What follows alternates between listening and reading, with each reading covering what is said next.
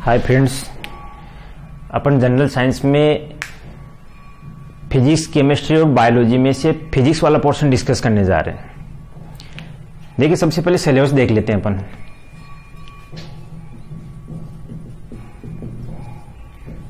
Physics में, general science में generally 4 से 5 टॉपिक ही पूछे जाते हैं। सबसे पहला टॉपिक है साउंड, ध्वनि। दूसरा है हीट, ऊष्मा। तीसरा है लाइट, प्रकाश। चौथा है वर्क, पावर, एनर्जी।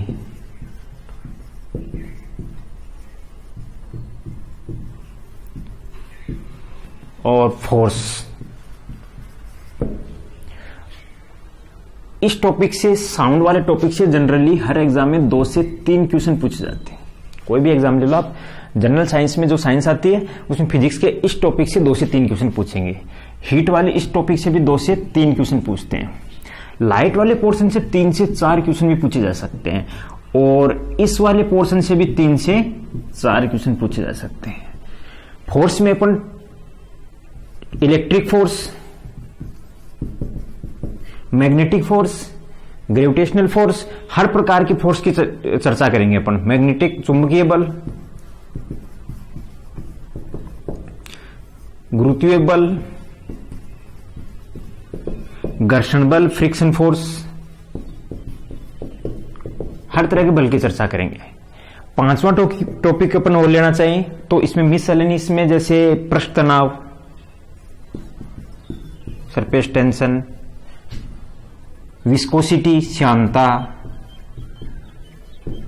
ऐसे 1-2 टॉपिक और ऐड कर दे अपन तो ये कंप्लीट सिलेबस हो गया जनरल साइंस में फिजिक्स का।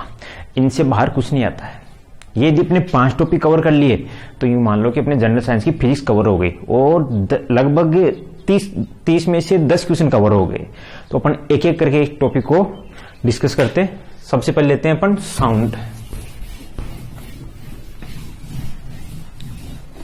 देखो, ध्वनि क्या है? एक ऊर्जा है एक तरह से। ये ऊर्जा मैं बोल रहा हूं तो मेरे स्वर यंत्र से आपके कानों तक कैसे पहुंच रही है? मैं जब बोल रहा हूं तो यहां से वहां तक, आप तक कैसे पहुंची? माध्यम के, जैसे मैंने बोलना स्टार्ट किया, यहां के माध्यम के कणों ने कंपन करना स्टार्ट किया, इनमें कंपन हुआ, वाइब्रेशन हुआ। ये कंपन के कारण अगले वाले कण को ऊर्जा देते हैं, और वो अगले वाले कण को, हर एक कण में क्या होता रहता है? कंपन। और ऊर्जा कहां तक पहुंच जाती है? आगे तक। कुल मिला के ये कह सकते हैं कि साउंड को प्रोपेगेट होने के लिए माध्यम की आवश्यकता होती है। माध्यम यदि मीडियम नहीं हो तो क्या मैं बोल रहा हूं ये ध्वनि आगे तक पहुंच सकती है क्या? नहीं, कभी नहीं। ध्वनि के संचरण के सबसे पहली रिक्वायरमेंट ही क्या है? माध्यम। तो क्या प्रकाश के लिए माध्यम की आवश्यकता होती है? नहीं, प्रकाश के लिए माध्यम की आवश्यकता नहीं होती। प्रकाश निर्वात, वैक्यूम में भी गमन कर सकता है। इस माध्यम की आवश्यकता के आधार पर सबसे पहले तरंग 2 प्रकार की होती है। तरंग। टॉपिक कौन से स्टार्ट किया अपने? साउंड। तरंग 2 प्रकार की होती है, वेव। कौन कौन सी? सबसे पहली यांत्रिक तरंग, मैकेनिकल। दूसरी अयांत्रिक, नॉन मैकेनिकल। मैकेनिकल तरंग किसे कहते हैं? यांत्रिक तरंग, जिसके लिए माध्यम की आवश्यकता, और इसके लिए माध्यम की आवश्यकता नहीं। इसका एग्जाम्पल ध्वनि, और इसका एग्जाम्पल प्रकाश, लाइट। अभी मैंने कहा कि ध्वनि के संचरण के लिए माध्यम की आवश्यकता होती है। मैंने बोलना स्टार्ट किया तो माध्यम के कणों में क्या हुआ? कंपन हुआ, वाइब्रेशन हुआ, जिससे एनर्जी एक कण से दूसरे कण तक पहुंची। अभी प्रकाश, तो अभी कह रहा हूं मैं कि प्रकाश के लिए तो माध्यम की आवश्यकता ही नहीं होती। तो निर्वात में भी प्रकाश गमन कर सकता है, तो प्रकाश भी तो एक तरंग है। तो उसमें कंपन कहां होता होगा? इसमें भी कंपन होता है। किसमें? इसमें विद्युत क्षेत्र और चुंबकीय क्षेत्र में फ्लक्चुएशंस होते हैं, उसके कारण प्रकाश की ऊर्जा आगे बढ़ती है। इसलिए प्रकाश को अपन कहते हैं ईएम वेव्स। ईएमवी विद्युत चुंबकीय तरंग, विद्युत चुंबकीय तरंग। विद्युत चुंबकीय तरंग कौन सी है? प्रकाश ऊर्जा, जिसमें प्रकाश में अपन स्पेक्ट्रम देखेंगे, आगे सारी तरंगे आ जाएगी। इस पोर्शन को अपन बाद में डिस्कस करेंगे। सबसे पहले कौन सा पोर्शन लेते हैं अपन? ये वाला, ध्वनि वाला। देखो, ध्वनि वाला टॉपिक पढ़ने से पहले सबसे पहले अपन को एक तरंग के बारे में बेसिक नॉलेज लेना चाहिए। देखो, इस टॉपिक से लगभग 10 से 12 क्वेश्चन उठते हैं और जनरली उसी में से उन 10 से 12 क्वेश्चन में से ही क्वेश्चन पूछ लिया जाता है। अपन एक एक करके उन क्वेश्चंस को डिस्कस करते हैं। देखो, सबसे पहले मैं एक क्वेश्चन लेकर आऊं। मैं कहूं आपसे, एक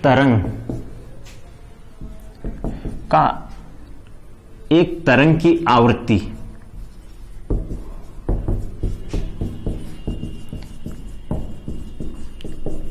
फ्रीक्वेंसी 20 हर्ट्ज है, तो आवर्तकाल बताओ।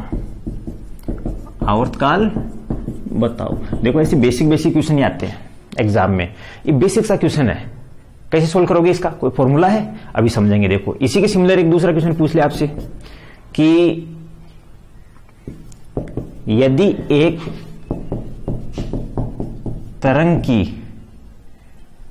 तरंग का आवर्तकाल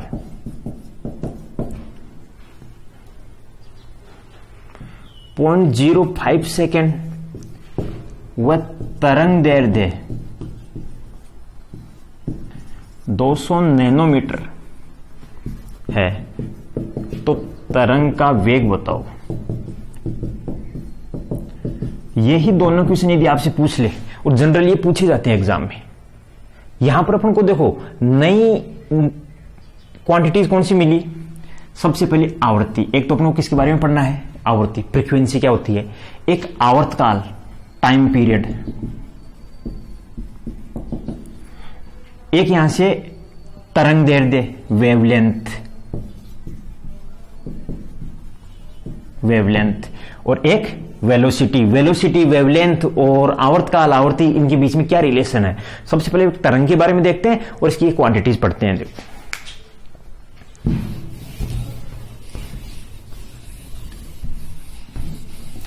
तरंग आपने लहरदार देखी होगी।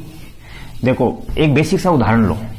आप मान लो एक तालाब के पास बैठे हो, तालाब शांत है, आप मौसम का मजा ले रहे हो।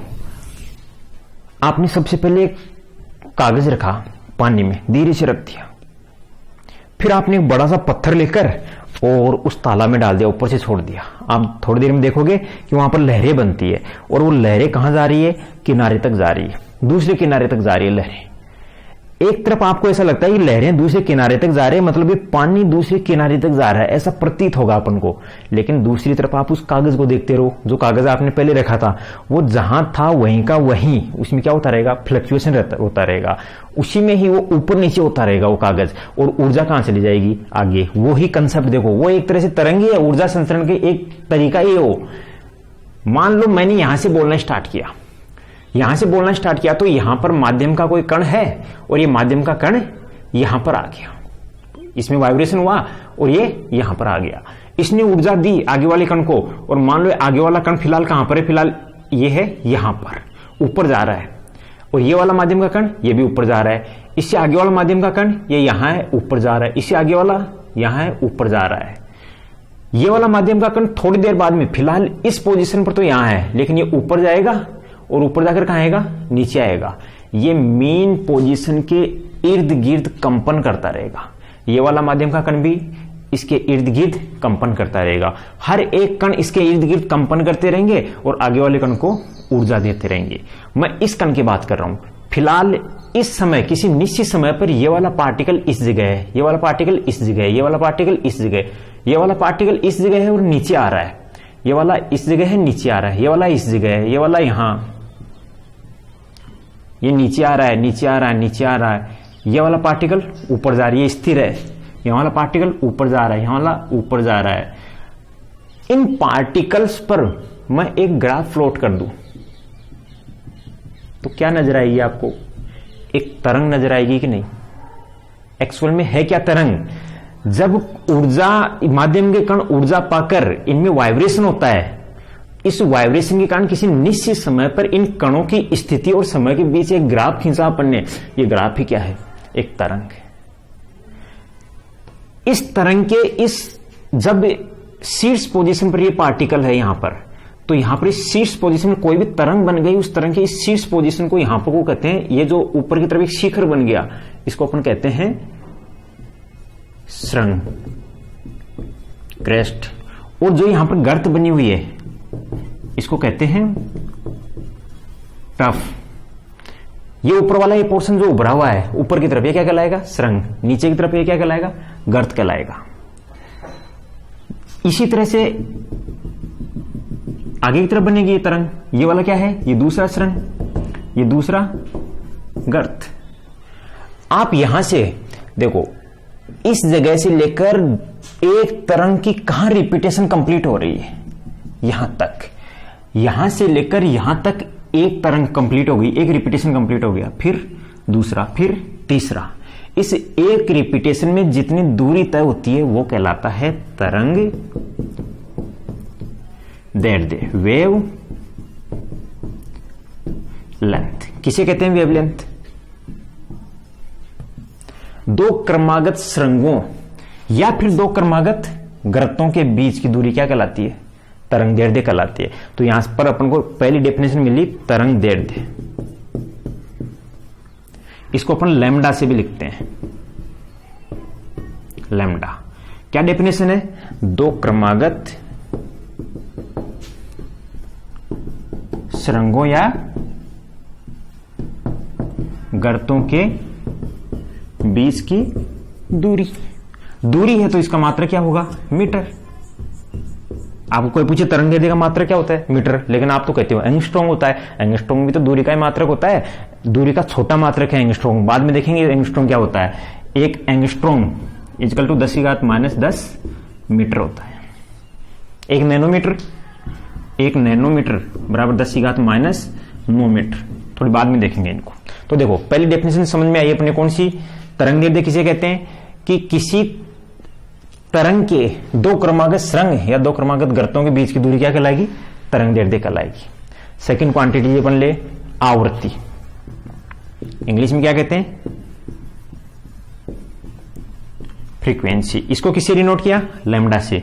इसको किससे करेंगे? एन या एफ से डिनोट करते हैं इसको। स्मॉल एन या स्मॉल एफ से डिनोट करते हैं किसको? फ्रीक्वेंसी को। किसे कहते हैं फ्रीक्वेंसी? देखो, आवृत्ति मतलब पुनरावृत्ति।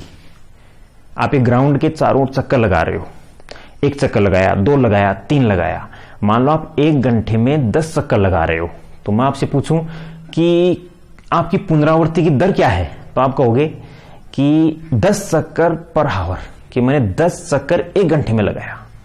किसी निश्चित समय में होने वाली ये पुनरावृत्ति ही क्या है? आवृत्ति। मैंने पूछा कि किसी रिपीटेशन, बार बार यदि कोई रिपीटेशन हो रहा है तो रिपीटेशन कितने समय में कितने रिपीटेशन हो रहे हैं? यदि किसी निश्चित समय में होने वाली रिपीटेशन की संख्या ही क्या है? आवृत्ति है। आप ग्राउंड के चारों ओर चक्कर लगा रहे हो तो 10 चक्कर लगा रहे हो तो 10 चक्कर पर आवर। स्टैंडर्ड डेफिनेशन लिखना चाहिए इसकी तो क्या होगा?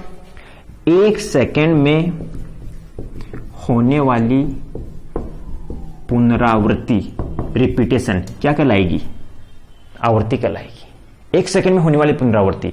जैसे इससे समझते हैं, मैं कहूं आपसे, यदि मान लो ये तरंग यहां पर है, 1 सेकेंड में ऐसी पुनरावृत्ति मान लो 500 हो गई, 1 सेकेंड में ऐसी 500 पुनरावृत्ति हो गई, तो इसकी आवृत्ति क्या हो गई?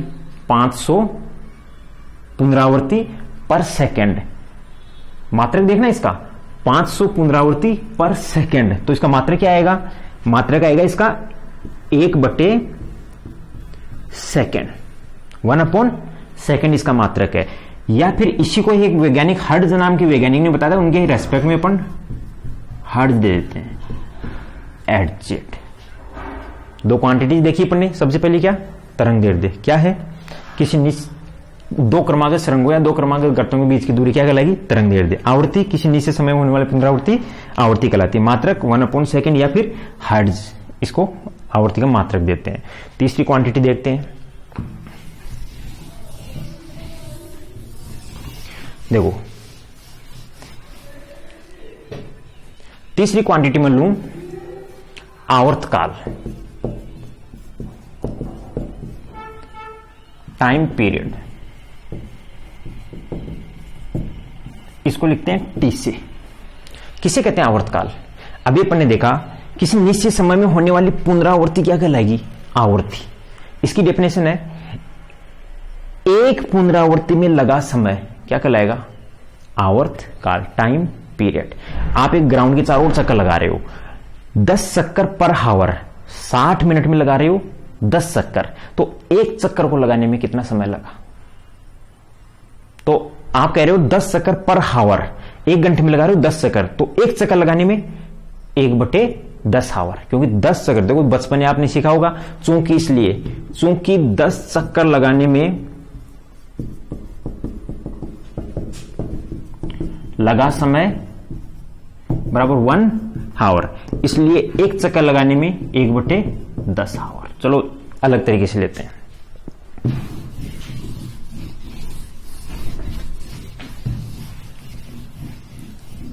मैंने एक तरंग बनाई,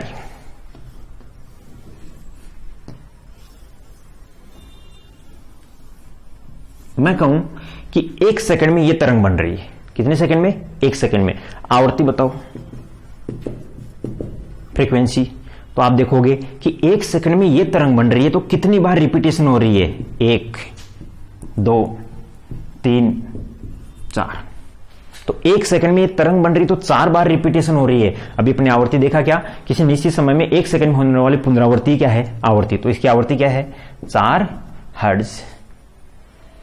अब आप कहो कि 4, अब इसको चूंकि इसलिए से कर सकते हो, चूंकि 4 पुनरावृत्ति होने में लगा समय बराबर 1 सेकंड, क्योंकि 4 पुनरावृत्ति होने में कितना समय लग रहा है? 1 सेकंड, इसलिए एक पुनरावृत्ति होने में लगा समय 1/4 सेकंड। एक पुनरावृत्ति को होने में लगा समय ही क्या कहलाता है? आवर्तकाल। आवर्तकाल की डेफिनेशन क्या है? एक पुनरावृत्ति में लगा समय क्या कहलाएगा? आवर्तकाल कहलाएगा। यहां देखो आवृत्ति क्या है? 4 हर्ट्ज। आवर्तकाल क्या है? 1/4 सेकेंड। इसका मतलब आवर्ती का व्युत्क्रम कर दें अपन तो क्या बन जाता है? आवर्तकाल। यहां से एक अपन को अच्छा फॉर्मूला निकल के आ गया, आवर्तकाल T = 1/f। बहुत इंपॉर्टेंट फॉर्मूला है आवर्तकाल T = 1/f। यहां से अपन ने जो भी समझा उसमें सबसे इंपॉर्टेंट क्या है? ये फॉर्मूला। आपको बहुत सी जगह आपको आवर्ती की रिक्वायरमेंट होगी, फ्रीक्वेंसी की, लेकिन एग्जामिनर चला के क्वेश्चन में क्या देगा? आवर्तकाल देगा। आवर्तकाल से आपको क्या निकालनी पड़ेगी? आवर्ती। आवर्तकाल आवर्ती में क्या रिलेशन है? आवर्तकाल = 1/आवर्ती। देखो दोबारा से देखो, आवर्ती किसे कहते हैं? किसी निश्चित समय में होने वाली पुनरावृत्तियों की संख्या। और आवर्तकाल एक पुनरावृत्ति में लगा समय। और आवर्ती और आवर्तकाल में रिलेशन, आवर्तकाल बराबर 1/आवर्ती। एक क्वांटिटीज और देखते हैं यहां पर।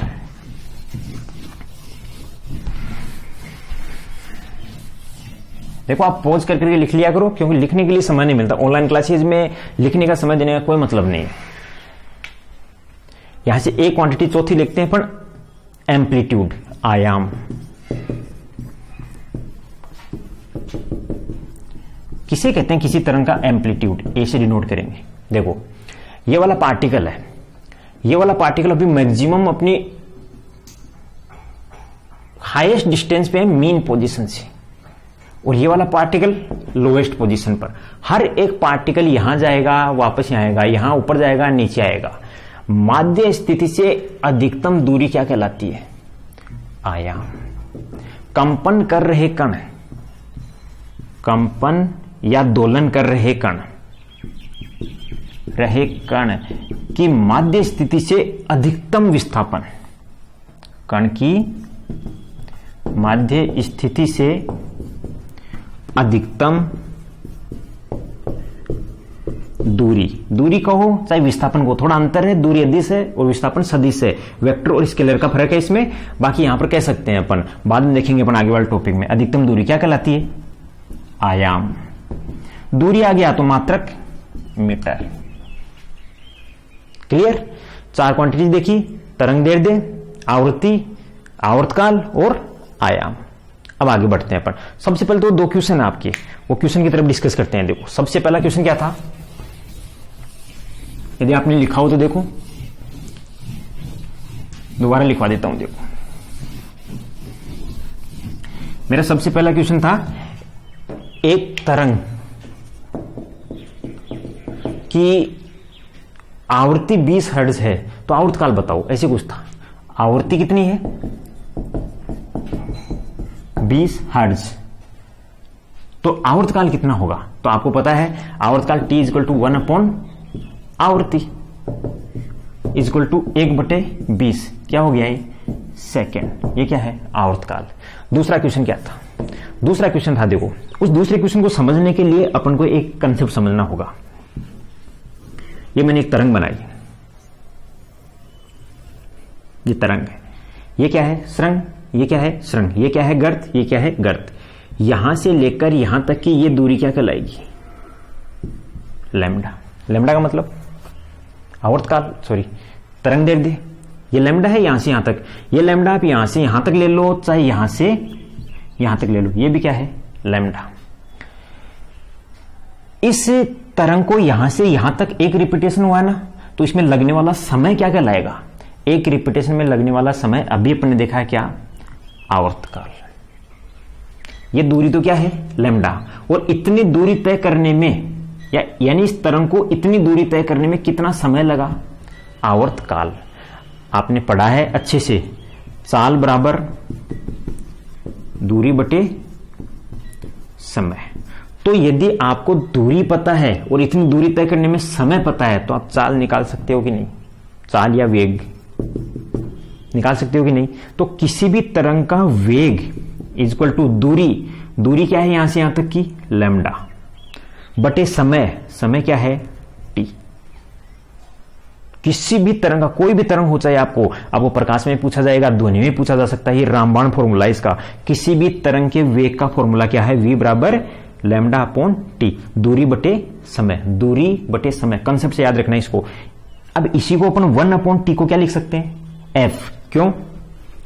t equal to 1 upon f, तो f इधर आएगा, तो f को क्या लिख सकते हैं? 1 अपॉन टी। तो 1 अपॉन टी को अपन लिख सकते हैं इसमें f। तो v is equal to n lambda, बहुत इंपॉर्टेंट फॉर्मूला है। v is equal to n lambda. दो फॉर्मूला निकल के आ गए अपने पास में। सबसे पहला कौन सा था? t is equal to 1 upon f। दूसरा कौन सा है? v is equal to n lambda. अब ये फॉर्मूला लगाकर आप सेकंड क्वेश्चन को सोल्व करो। क्या क्वेश्चन था सेकंड?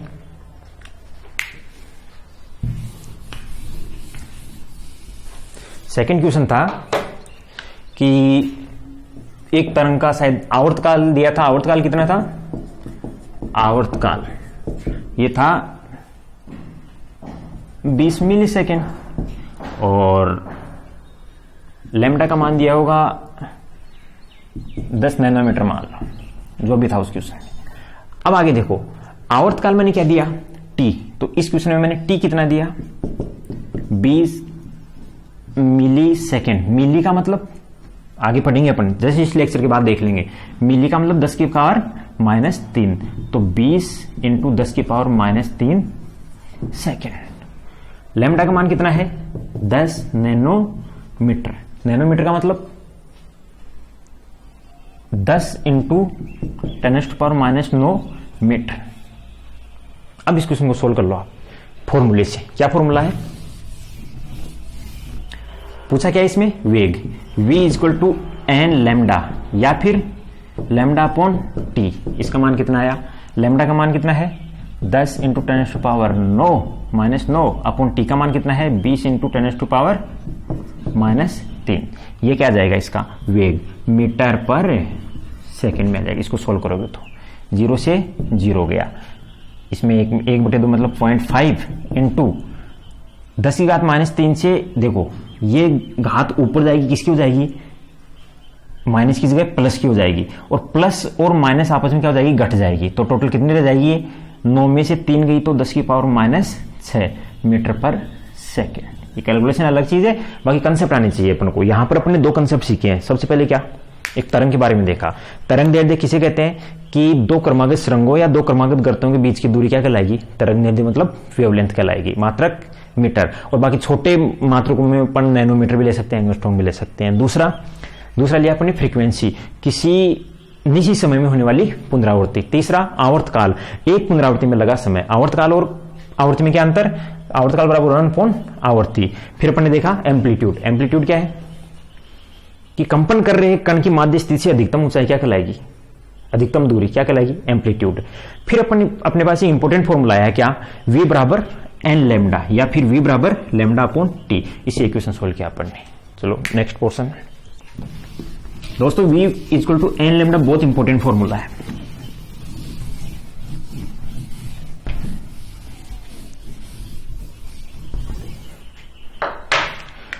आगे देखो, मैं आपको एक क्वेश्चन दूं कि ध्वनि का वेग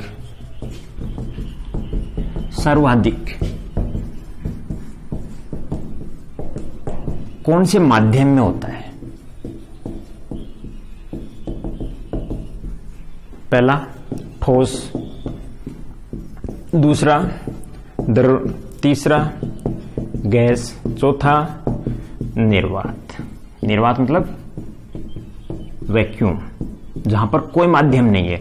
सॉलिड बताओ।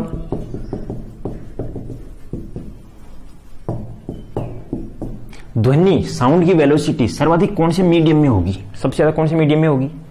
मैक्सिमम लोग इसका आंसर देते हैं, और मैं स्टूडेंट से जब पेपर देके आते हैं तब मैं जिक्र भी करता हूं।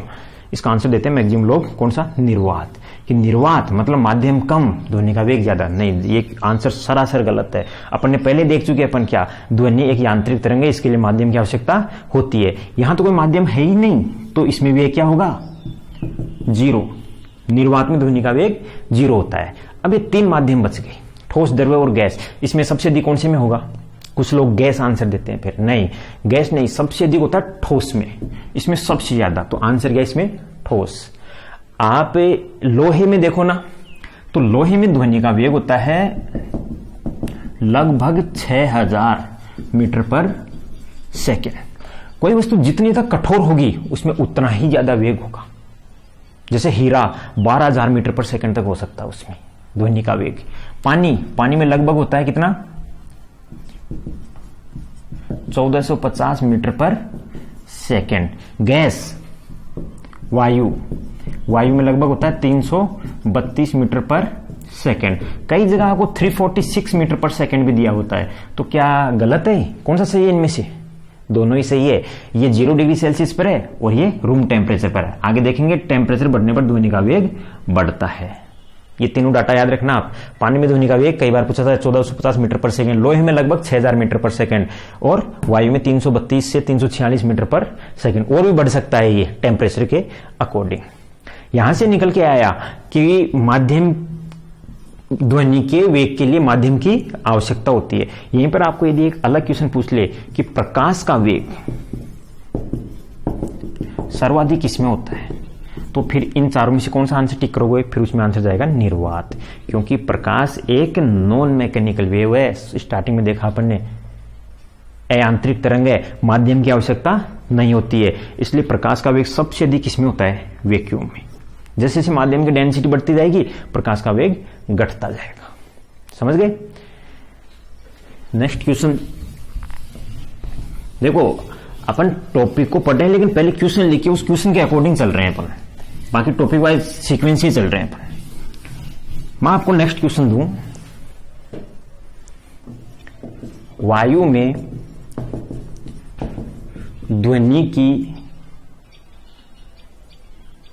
ध्वनि तरंग की प्रकृति होती है। पहला ऑप्शन अयांत्रिक, नॉन मैकेनिकल। दूसरा यांत्रिक, मैकेनिकल। और यांत्रिक भी दो प्रकार की होती है, अनुप्रस्थ मतलब ट्रांसवर्स, मैकेनिकल ट्रांसवर्स। तीसरा यांत्रिक अनुदैर्ध्य, लॉन्गिट्यूडनल। और चौथा उपरोक्त सभी। कौन सा आंसर आएगा?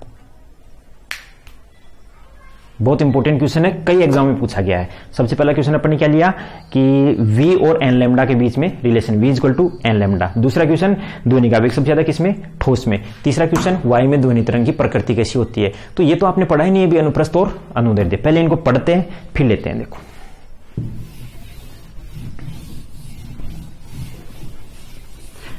एक तरंग को अपन दो भागों में बांट लेते हैं, पहले ही बांट चुके अपन।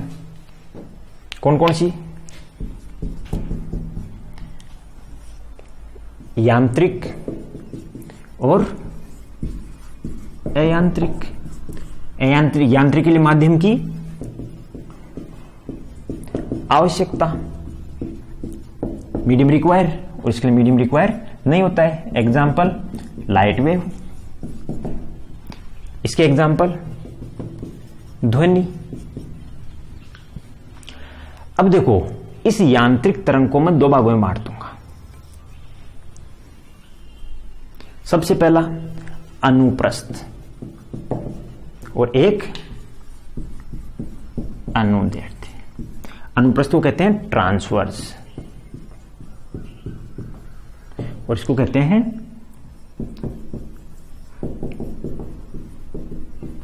लॉन्गिट्यूडिनल। ट्रांसवर्स आपने खूब पढ़ा होगा, ट्रांसवर्स सेक्शन, अनुप्रस्थ काट, मैथ में पढ़ते होंगे। किसी बेलन के अनुप्रस्थ काट का क्षेत्रफल, ट्रांसवर्स क्षेत्रफल, ट्रांसवर्स सेक्शन का एरिया। तो कौन सा ट्रांसवर्स सेक्शन लेते हो, इस मार्कर को देखो, ये इसकी लेंथ है इस मार्कर की। इस लेंथ के परपेंडिकुलर मैं इसके कट सेक्शन लगाऊं, ये क्या कहलाता है, ट्रांसवर्स सेक्शन। किसी भी वस्तु की लेंथ के परपेंडिकुलर कोई भी कट लगाया आपने, वो कौन सा सेक्शन है, ट्रांसवर्स। ये मार्कर है, इसकी लेंथ के परपेंडिकुलर मैंने एक कट सेक्शन लगाया इसके लंबवत, और फिर देखा ये इसका अनुप्रस्थ काट क्षेत्रफल है। इसको कहते हैं अपन अनुप्रस्थ काट, मतलब कुल मिला के लेंथ के लंबवत। क्या कहते हैं इसको, अनुप्रस्थ। मान लो मैंने यहां से बोलना स्टार्ट किया, मेरी ऊर्जा कैसे जा रही है, सीधी। ऊर्जा क्यों गई आगे की तरफ, क्योंकि माध्यम के कणों ने क्या किया, ये यहां पर मान लो माध्यम के कण है, इन्होंने कंपन किया। कंपन किया तो कैसे किया होगा, दो तरीके हो सकते हैं इस कंपन के। ये माध्यम के कण है, यहां पर भी मान लो मैंने बोलना स्टार्ट किया, ये तरंग इस तरह से गई, यहां पर भी माध्यम के कण है। यहां वाले माध्यम के कण ये ऐसे कंपन कर रहे हैं। तरंग संचरण किधर है, आगे। माध्यम के कणों का कंपन कैसे, तरंग संचरण, वेव प्रोपेगेशन के परपेंडिकुलर। तो अपन कह सकते हैं माध्यम के कणों का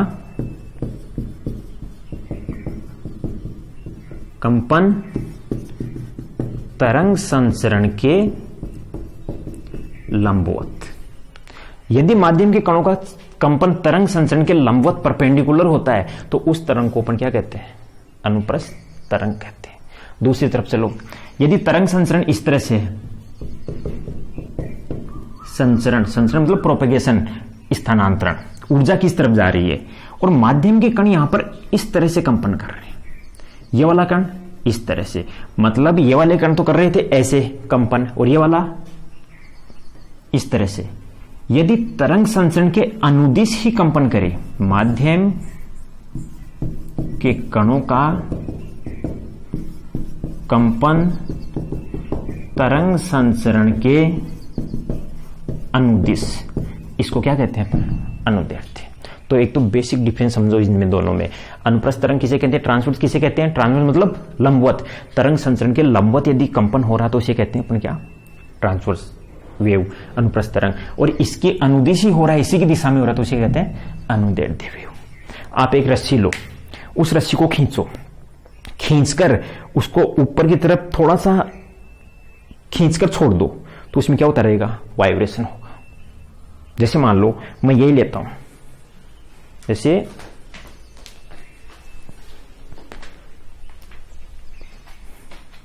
जैसे मैंने ये तरंग ली, जैसे मैंने ये रस्सी ले ली, मैंने इसको खींच लिया, इसमें तनाव पैदा कर दिया और इसको इस तरह से थोड़ा सा तनाव देके छोड़ दिया, इसमें क्या हो रहा है, कंपन हो रहा है। और इसी रस्सी को मैं थोड़ा लूज छोड़ दूं और फिर इसको मैं खींचकर छोड़ता हूं तो उतने कंपन नहीं हो रहे जितने पहले हो रहे थे।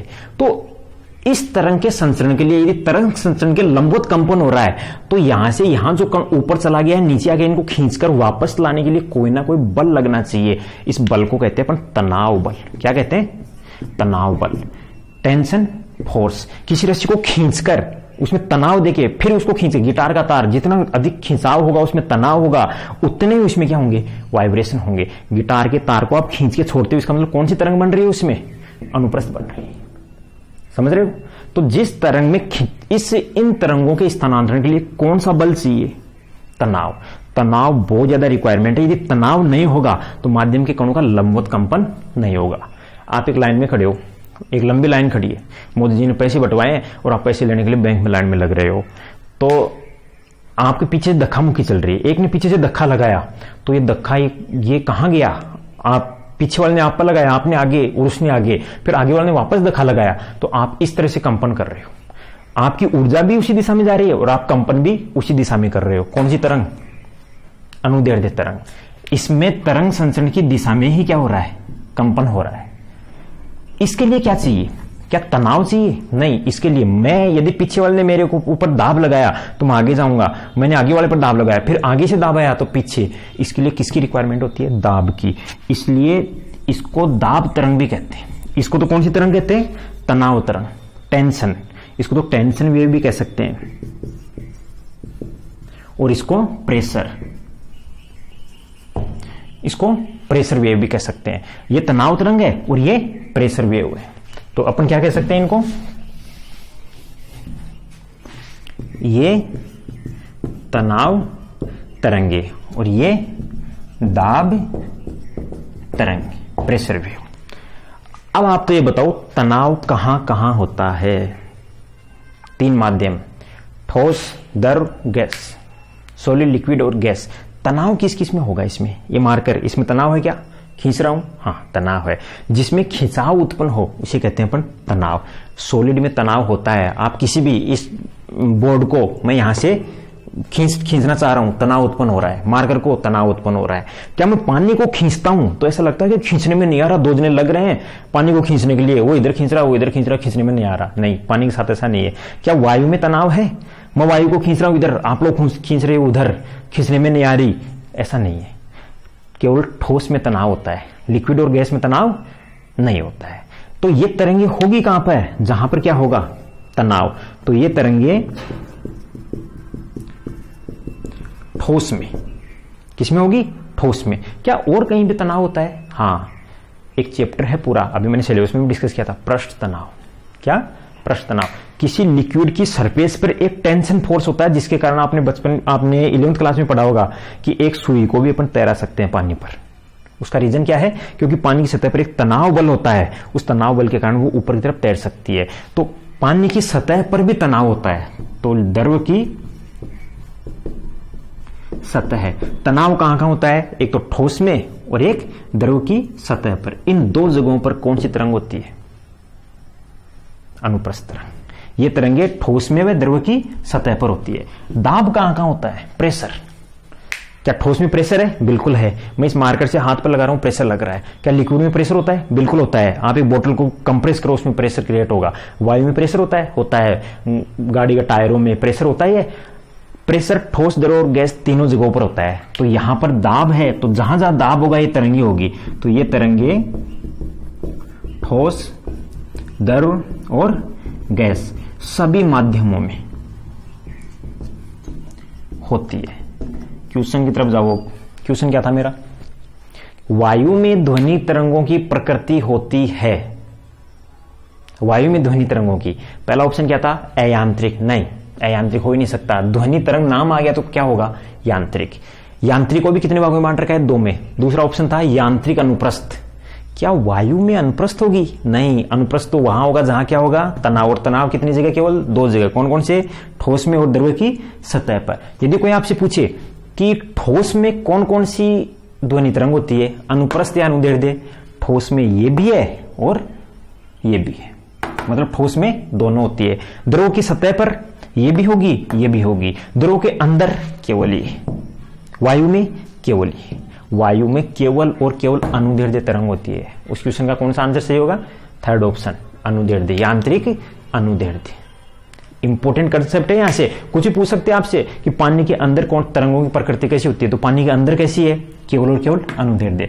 पानी की सतह पर अनुदैर्ध्य तो हर जगह होगी। इसके साथ साथ और कौन सी आ गई, अनुप्रस्थ भी आ गई। ठोस में दोनों होती है। समझ गए? इसको एक साथ लिखते हैं। देखो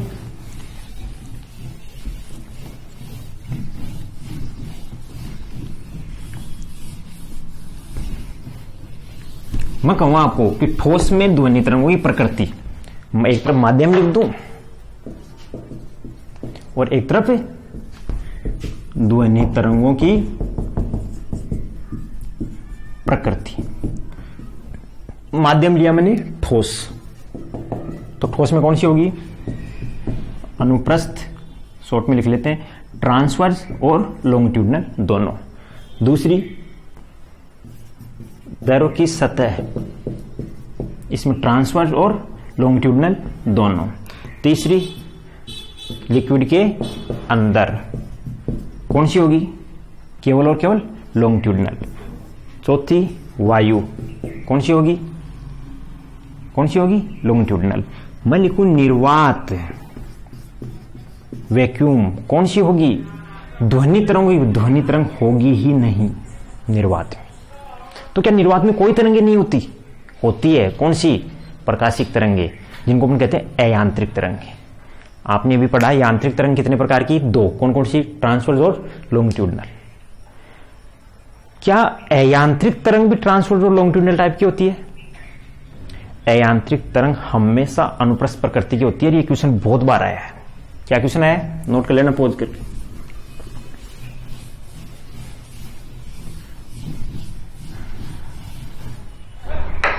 क्वेश्चन आता है प्रकाशिक तरंगों की प्रकृति होती है, तो इसमें आंसर जाता है हमेशा अनुप्रस्थ। हमेशा प्रकाशिक तरंग कैसी होती है, हमेशा अनुप्रस्थ, मतलब ट्रांसवर्स। आगे पढ़ेंगे अपन प्रकाश वाले चैप्टर में कि इसमें इलेक्ट्रिक फील्ड,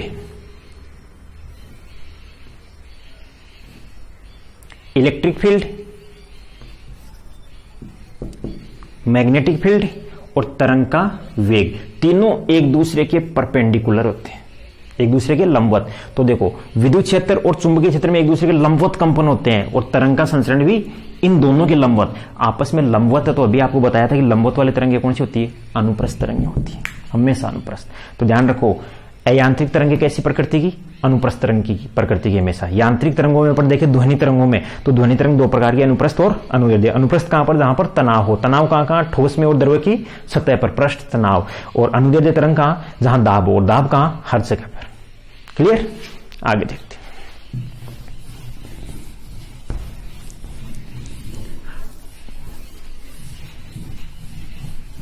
अब देखो अपन यहां पर दो इंपोर्टेंट क्वांटिटीज है। चलो एक क्वेश्चन, इको नाम सुना है, प्रतिध्वनि किसे कहते हैं, प्रतिध्वनि। ये कमरा 15 बाई 15 का है, मान लो 15 फीट बाई 15 फीट का है, तो क्या इसमें इको डेवलप हो सकती है? इको मतलब प्रतिध्वनि। सबसे पहले तो इसकी डेफिनेशन देखो, प्रतिध्वनि किसे कहते हैं। क्वेश्चन है मेरा, देखो आप पहाड़ों में जाते हो और आप किसी का नाम पुकारते हो, जोर से आपने नाम पुकारा, थोड़ी देर में आपको वो नाम वापस सुनाई देता है। जैसे आप जोर से बोलो हेलो, तो आपको नाम सुनाई देगा, हेलो हेलो हेलो। यही क्या है, इको है। आपकी ध्वनि का किसी अवरोध से टकराकर पुनः सुनाई देना क्या कहलाता है, इको, प्रतिध्वनि सुनाई दे कहलाता है। प्रतिध्वनि से रिलेटेड एक क्वेश्चन आता, बहुत इंपॉर्टेंट है। क्वेश्चन लिख लो, हेडिंग डालो, प्रतिध्वनि, इको।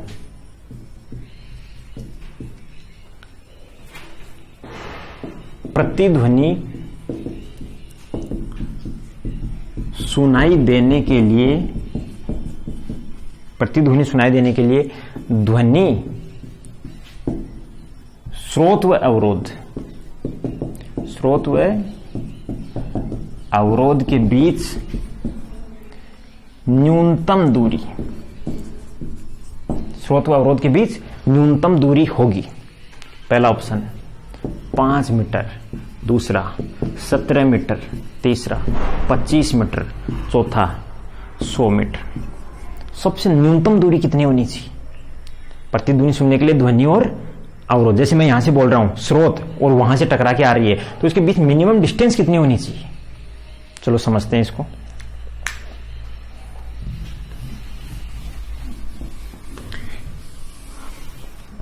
डेफिनेशन लिखो सबसे पहले कि ध्वनि का किसी अवरोध से टकराकर पुनः सुनाई देना क्या कहलाता है? प्रतिध्वनि। एक कंसेप्ट समझना बहुत जरूरी है यहां पर। कोई भी ध्वनि है उसका अपने कानों में इफेक्ट कितने समय तक रहता है? अपनी कान है, इसमें किसी भी ध्वनि का इफेक्ट, जैसे मैं बोल रहा हूं तो मेरी ध्वनि का इफेक्ट कितने सेकंड तक रहेगा? 1/10 सेकंड, मतलब 0.1 सेकंड। 0.1 सेकंड तक कानों में इफेक्ट रहता है। कुछ भी मैं बोल रहा हूं तो मेरी ध्वनि का इफेक्ट आपके कानों तक कितनी देर तक है? 0.1 सेकंड तक। उसके बाद में वो ध्वनि गायब हो जाएगी और नेक्स्ट ध्वनि बीच में पहले भी आ सकती है, लेकिन उस पहले वाली ध्वनि का इफेक्ट गायब हो जाएगा। यदि इस 0.1 सेकंड की ड्यूरेशन में मैंने बोलना स्टार्ट किया यहां से, जैसे मान लो मैंने यहां से बोलना स्टार्ट किया, यहां से बोलना स्टार्ट किया तो ये ध्वनि गई आगे और किसी अवरोध से टकराकर फिर वापस आई यहां पर। यदि यहां पर वापस आ रही है, ये 0.1 सेकंड से पहले आ गई, तो अपने कानों को पता ही नहीं लग पाएगा कि ये पहले वाली ध्वनि है या नई ध्वनि आ गई या वो ध्वनि टकरा के वापस आ गई। 0.1 सेकंड से पहले आ गई तो पता ही नहीं चलेगा कानों को। यदि 0.1 सेकंड के बाद आ रही है तो जो मैंने बोला था वो ध्वनि तो यहां से गायब हो गई और वही ध्वनि वापस आ रही है, तो अपन को लगेगा कि जो अपन ने बोला था वही ध्वनि वापस कैसे आ रही है। इसको कहते हैं अपन क्या? प्रतिध्वनि। प्रतिध्वनि सुनाई देने के लिए ध्वनि और टकराकर वापस आने वाली प्रतिध्वनि के बीच न्यूनतम समयांतराल कितना होना चाहिए?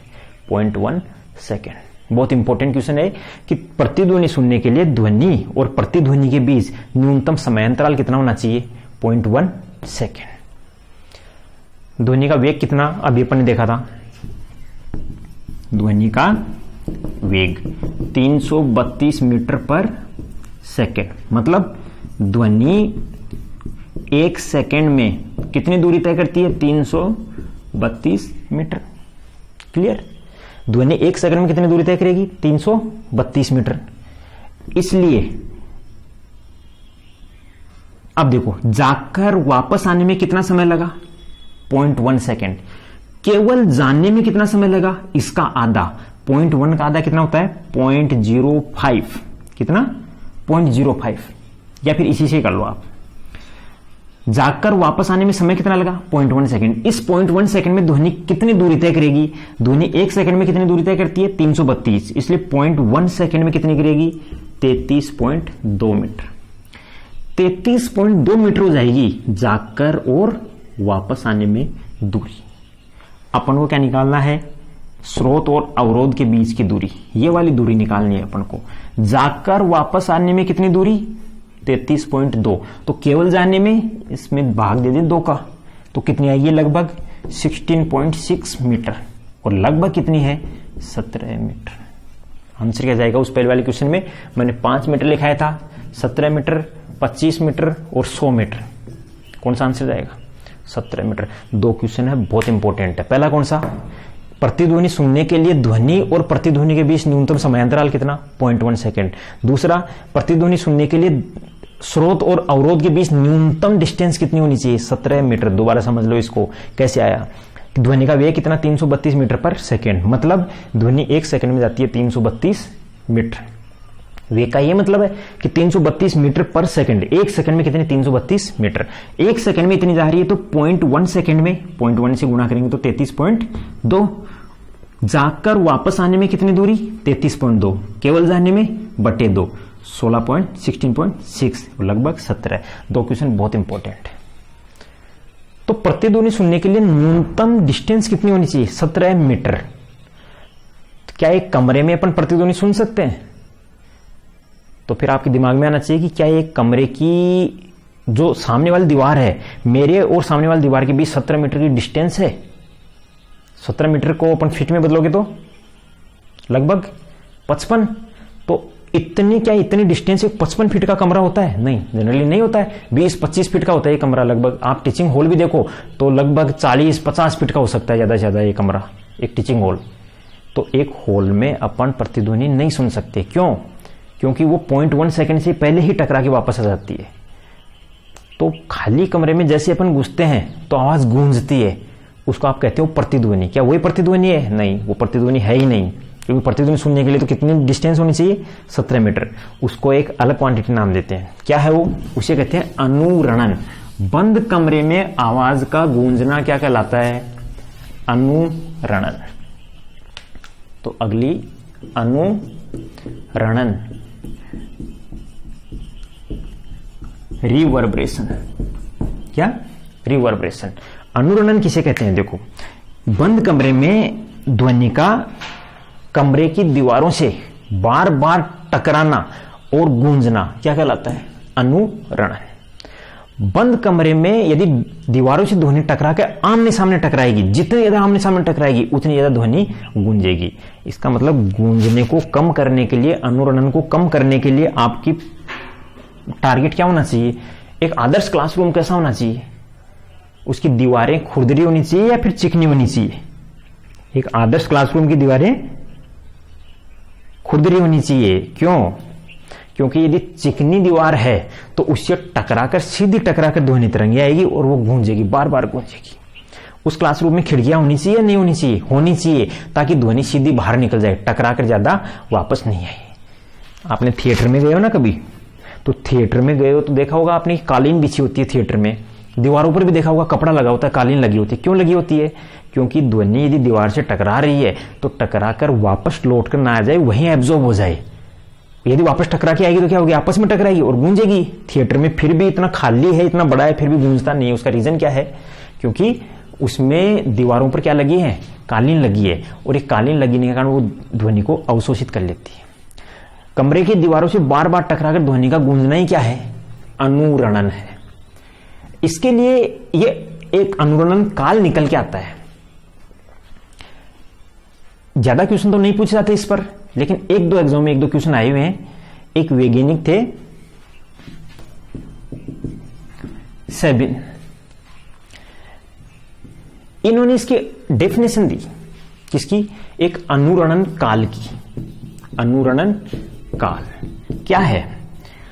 मान लो मेरी ध्वनि की इंटेंसिटी है 600 डेसिबल। ध्वनि की तीव्रता का मात्रा क्या है? जस्ट आगे देखेंगे अपन, डेसिबल है। मैं बोल रहा हूं 100 डेसिबल से, और ये मेरी 100 डेसिबल की ध्वनि कम होके हो गई 40 डेसिबल। कितनी डेसिबल कम हो गई? 60 डेसिबल रिड्यूस हो गई मेरी ध्वनि। ध्वनि की तीव्रता 60 डेसिबल से क्या हो गई? रिड्यूस हो गई। अब आप समझोगे डेसिबल क्या है? एक तो मैं जोर से बोलूं, लाउडली बोलूं, एक मैं धीरे बोलूं। जितना ज्यादा लाउडली बोलूंगा ध्वनि की तीव्रता उतनी ज्यादा बढ़ती जाएगी और धीरे धीरे कम हो जाएगी। वह समय जिसमें ध्वनि 60 डेसिबल से, ध्वनि की तीव्रता 60 डेसिबल से रिड्यूस हो जाए, उस समय को कहते हैं अनुरणन काल। अनुरणन तो किसे कहेंगे? ध्वनि का कमरे की दीवारों से बार बार टकराकर गूंजना क्या कहलाएगा? अनुरणन। अनुरणन काल क्या होता है? किसने दिया? सेबिन ने। एक वैज्ञानिक का नाम भी पूछ लेते हैं कई बार। किसे कहते हैं? कि यदि ध्वनि को 100 डेसिबल से 40 डेसिबल तक, यानी 60 डेसिबल तक रिड्यूस किया जाए इसकी ध्वनि की तीव्रता को, तो इसमें लगने वाला समय क्या कहलाएगा? अनुरणन काल कहलाएगा। तो आप बताओ, यदि लगने वाला समय कम है, कम समय में ही रिड्यूस हो गई, तो ये गूंजेगी क्या? नहीं गूंजेगी, क्योंकि बहुत कम समय में इसकी ध्वनि की तीव्रता क्या हो रही है? कम। जो मैं बोल रहा हूं उसका इफेक्ट जल्दी कम हो रहा है, जल्दी कम हो रहा है। क्यों? दीवारों से या तो एब्जॉर्ब हो रहा है या बाहर निकल रहा है। तो अनुरणन काल यदि कम होता है तो ध्वनि गूंजती नहीं है। और यदि अनुरणन काल ज्यादा होता है, मतलब 100 डेसिबल से 40 डेसिबल आने में ज्यादा समय लग रहा है, तो वो ध्वनि वहीं पर ज्यादा इसका इफेक्ट रहेगा, ज्यादा गूंजेगी, तो इसकी गूंजन क्षमता ज्यादा रहेगी, रिवर्बरेशन ज्यादा रहेगा। ये जो आपको अनुरणन काल है, इसके ऊपर 2-3 क्वेश्चन पूछे जा सकते हैं। आप ये बताओ, मैं इसको 3 क्राइटेरिया में बांट रहा हूं। सबसे पहला आपको स्पीच देना है, स्पीच यानी भाषण देना है। तो स्पीच जैसे मैं बोल रहा हूं, आप तक बिल्कुल क्लियर आवाज पहुंचनी चाहिए या फिर थोड़ी गूंजनी चाहिए? नहीं, बिल्कुल क्लियर पहुंचनी चाहिए। यदि कोई स्पीच दे रहा है तो उसकी आवाज बिल्कुल क्लियर होनी चाहिए। उसके लिए अनुरणन काल कितना होना चाहिए? अनुरणन काल होना चाहिए उसका लगभग 1.5 से 2.5 के बीच सेकंड। अनुरणन काल 1.5 से 2.5 के बीच होना चाहिए उसका अनुरणन काल। और यदि मैं कहूं कहीं पर म्यूजिक स्टेशन है तो म्यूजिक स्टेशन में बिल्कुल तीखी आवाज पहुंचनी चाहिए या फिर गूंजनी चाहिए? गूंजनी चाहिए। जब तक आवाज गूंजती नहीं है गले में, जब तक उसकी इंटेंसिटी ज्यादा नहीं होती है वहां पर, तब तक दर्शकों को मजा नहीं आता है। तो म्यूजिक स्टेशन में अनुरणन काल होना चाहिए ज्यादा। ये क्वेश्चन भी पूछा गया है। म्यूजिक स्टेशन में इसका मान होना चाहिए 3.5 सेकंड से ज्यादा, तब जाके वहां पर उस म्यूजिक स्टेशन पर एक अच्छी म्यूजिक का मजा आता है। ऑडिटोरियम, ऑडिटोरियम एक ऐसी जगह है जहां पर आप स्पीच भी देते हो और बीच बीच में सांस्कृतिक प्रोग्राम भी चलाने पड़ते हैं, गाने भी चलते हैं और स्पीच भी देते हो। इसका मतलब कुछ ऐसा अनुरणन काल होना चाहिए इन दोनों के बीच का कि आप स्पीच दो तब भी क्लियर सुनाई दे जाए और आप म्यूजिक चला रहे हो तब भी उसका ही मजा आ जाए। तो वहां पर कितना होता है? वहां पर 2.5 से लगभग 3.5 सेकंड का। ये क्वेश्चन पूछा हुआ कई बार। स्पीच वाला कि एक क्लासरूम में कितनी होनी चाहिए? 1.5 से 2.5 सेकंड। एक म्यूजिक स्टेशन में 3.5 सेकंड से ज्यादा। क्या? अनुरणन काल। किसे कहते हैं अनुरणन काल? कि ध्वनि की तीव्रता का 60 डेसिबल से रिड्यूस करने के लिए जितना समय की रिक्वायरमेंट होती है वही क्या है? अनुरणन काल है। स्पीच यानी स्पीच देने के लिए कितना? 1.5 से 2.5। ऑडिटोरियम में ये और म्यूजिक स्टेशन पर ये। आपको पूछिए कि अनुरणन काल, इसको अनुरणन यानी रिवर्बरेशन, इसको कम करने के लिए क्या उपाय किए जा सकते हैं? क्या इस कमरे में इको हो सकती है? नहीं, कभी नहीं। तो आवाज जो गूंजती है वो है क्या एक्चुअल में? अनुरणन, रिवर्बरेशन। इसको कम करने के लिए क्या क्या उपाय है? क्या क्या उपाय अपना सकते हो बताओ आप?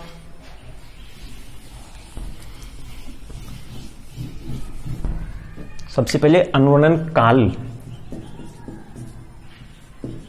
क्या है? अनुरणन काल कि ध्वनि की तीव्रता जिस समय में 60 डेसिबल रिड्यूस हो जाए उस समय को रिवर्बरेशन टाइम कहते हैं, अनुरणन काल कहते हैं। इसके बारे में किसने बताया? सेबिन ने बताया। और अनुरणन काल के लिए ये 3 इंपॉर्टेंट पॉइंट आपको याद रहने चाहिए। अगला,